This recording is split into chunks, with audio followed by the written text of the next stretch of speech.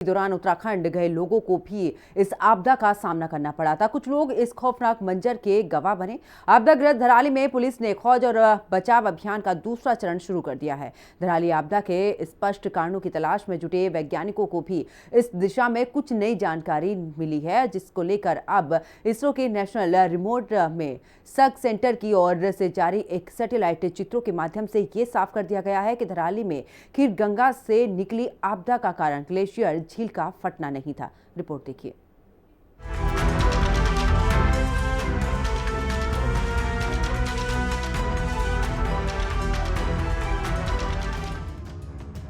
तबाही के कई घंटे जवान रेस्क्यू ऑपरेशन में डटे।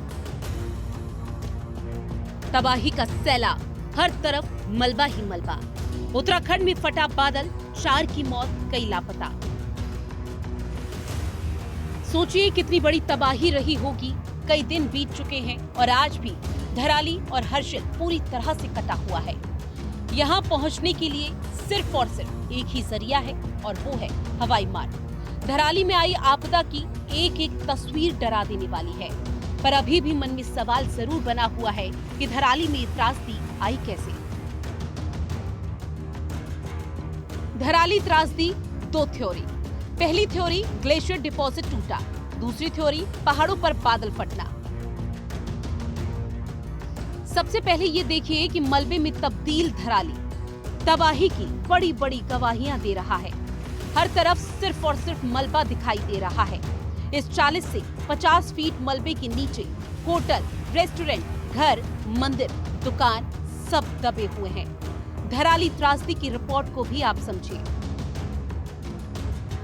धराली से 7 किलोमीटर ऊपर ग्लेशियर डिपॉजिट का बड़ा हिस्सा टूटा, जिससे भारी मात्रा में मलबा तेजी से नीचे गिरा। ग्लेशियर की मोटाई 300 मीटर और एरिया 1.12 वर्ग किलोमीटर। अभी ये पूरा इलाका दुनिया से कटा हुआ है। सड़कें टूटी हुई हैं, पुल बह गए। यहाँ पहुँचने का सहारा सिर्फ हेलीकॉप्टर है और इसी हेलीकॉप्टर से राहत सामग्री भेजी जा रही है। वही मौसम साफ होने के बाद हर्षिल और धराली से हवाई रेस्क्यू ऑपरेशन फिर शुरू कर दिया गया। प्रशासन के सामने चुनौती तो बहुत है, लेकिन प्राथमिकता लोगों की जिंदगी है। अब तक 1126 लोगों को सुरक्षित निकाला जा चुका है। इनमें से 480 लोगों को कल हर्षिल और नेलांग से निकालकर जौलीग्रांट, मतली और चिन्यालीसौड़ पहुंचाया गया। हेलीकॉप्टर के 270 शॉर्टेज के जरिए चिन्यालीसौड़, जौलीग्रांट, मातली और हर्षिल से आपदाग्रस्त क्षेत्रों के लोगों को पहुंचाया गया। में हमारा फोकस है जो लोग गांव के दब गए हैं, इसमें जो क्लाउड बर्स्ट हुआ है उसमें उनको खोजने की। आपके पीछे भी आप देख रहे हैं कि रेडार का इस्तेमाल किया जा रहा है और डॉग्स और डिगिंग पार्टीज जहां पे रेडार और डॉग इंडिकेट करते हैं वहां पे खोद के उनको निकालने की कोशिश कर रहे हैं। ये ग्राउंड पेनिट्रेटिंग रेडार है जो कि ज़मीन में दबे हुए कोई इंसान हो या कोई इलेक्ट्रॉनिक हो या कोई मेटल पार्ट हो उसको पहचानता है और इसकी मदद से हमें एक अंदाज़ा मिलता है कि हम कहाँ पे अपना रेस्क्यू का एफर्ट फोकस करें ताकि अगर कोई दबाव उसे जल्दी जल्दी निकाला जा सके। कि कितना बुरा हाल हुआ है, प्रकृति कितना गुस्सा हुई है, लेकिन उसके बाद जीवन तो शुरू करना है ना। एक बार फिर प्रशासन अपना काम कर रहा है, आईटीबीपी अपना सहयोग कर रही है और यहाँ की जो आम जनता है उसके जीने के लिए उनके पास घर भी नहीं बचे, छत भी नहीं बची, कपड़े भी सब कुछ चले गए। तो प्रशासन की तरफ से उनके लिए किचन का सामान, आटा, चावल, दाल, इसके अलावा कंबल, कपड़े, ट्रैक सूट, जूते, जो भी एक दैनिक जीवन में जीने की जरूरतें हैं उनको आज पूरा किया जा रहा है। सिविल प्रशासन अपना काम कर रहा है, आईटीबीपी सहयोग कर रही है और सभी एजेंसियां अपना काम मिलजुल कर रही हैं और काम अच्छी तरह चल रहा है। सबसे पहले आप उन लोगों की आंखों देखी सुनिए जो उस आपदा के वक्त यहाँ पर मौजूद थे।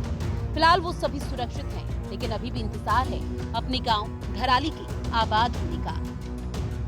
वैसे में सभी के द्वारा दिया जा रहा है, जैसे खाद्यान्न विभाग के द्वारा राशन पानी, जरूरतमंद चीजें और जो हमारा जो यहाँ पे किचन हो रखा खाना बना रहे, तो ये भी खाद्यान्न विभाग द्वारा हर चीज की पूर्ति, जो जरूरत किचन का सामान जो भी होता है A to Z सारा सामान मिल रहा।